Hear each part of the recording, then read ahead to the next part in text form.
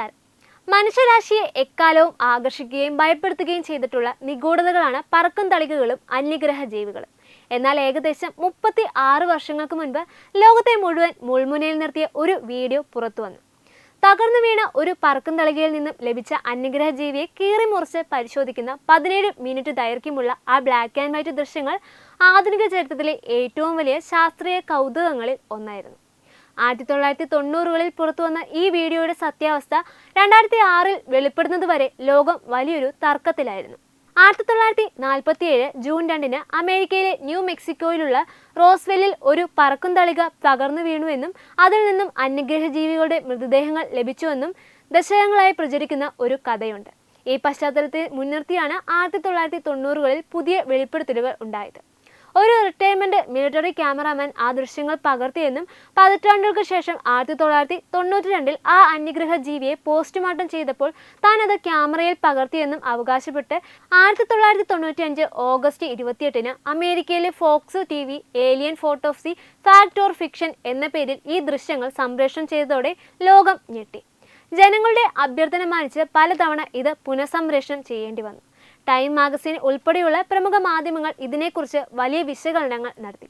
വീഡിയോയിലെ കാഴ്ചകൾ അത്യന്തം അസഹനീയമായതിനാൽ പല ഭാഗങ്ങളും എഡിറ്റ് ചെയ്ത് കാണിച്ചതെന്ന് സ്റ്റാൻലി അവകാശപ്പെട്ടു. ഓസ്കാർ പുരസ്കാര ജേതാക്കളായ സ്പെഷ്യൽ എഫക്റ്റ് വിദഗ്ധരും ഫോറൻസിക് ഉദ്യോഗസ്ഥരും ഛായാഗ്രഹങ്ങളും ഈ വീഡിയോയും പരിശോധിച്ചിരുന്നു. സാങ്കേതികമായി വീഡിയോ നിർമ്മിക്കപ്പെട്ട രീതിയും ഫിലിമിന്റെ പഴക്കവും ഒറിജിനൽ ആണെന്നും പലരും സാക്ഷ്യപ്പെടുത്തിയതോടെ സംഭവം വലിയൊരു ഹിറ്റായി മാറി. എങ്കിലും വീഡിയോയിലെ അന്യഗ്രഹ ജീവിയുടെ രൂപത്തിൽ പലരും സംശയങ്ങൾ പ്രകടിപ്പിച്ചുകൊണ്ടിരുന്നു. ഒരു ശതാബ്ദത്തോളം ഈ തർക്കം നീണ്ടുനിന്നു.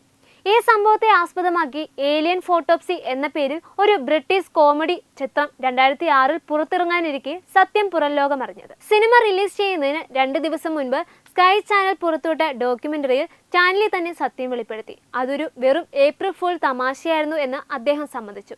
ലണ്ടനിലെ ഒരു സാധാരണ ഫ്ളാറ്റിൽ സെറ്റിട്ടാണ് ഈ പോസ്റ്റ്മോർട്ടം ചിത്രീകരിച്ചത്. ഒരു ശില്പിയാണ് അന്യഗ്രഹ ജീവിയുടെ പ്രതിമ നിർമ്മിച്ചത്. അതിന്റെ തലയ്ക്കുള്ളിൽ ചെമ്മരിയാടിന്റെ തലച്ചോർ നിറച്ചു. കത്തികൊണ്ട് മുറിക്കുമ്പോൾ ചോര വരാൻ വേണ്ടി ജാമിൽ മുക്കിവെച്ച ചിക്കനും രക്തവും ഇറച്ചിക്കടയിൽ നിന്ന് വാങ്ങിയ കോഴിയുടെ കുടലുകളും മറ്റും മൃഗങ്ങളുടെ അവയവങ്ങളുമാണ് ഉപയോഗിച്ചത്. പറക്കും തളികയുടെ കൺട്രോൾ പാനൽ എന്ന് അവകാശപ്പെട്ട വസ്തുക്കളും കൃത്രിമമായി നിർമ്മിച്ചതായിരുന്നു.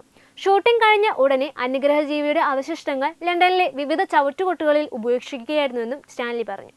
ഒരു തമാശയായി തുടങ്ങിയ വർഷങ്ങളോളം ലോകത്തെ മുഴുവൻ വിഡ്ഢികളാക്കിയ ഈ സംഭവം ഇന്ന് ചരിത്രത്തിലെ ഏറ്റവും വലിയ ശാസ്ത്രീയ കൗതുകങ്ങളിൽ ഒന്നാണ്.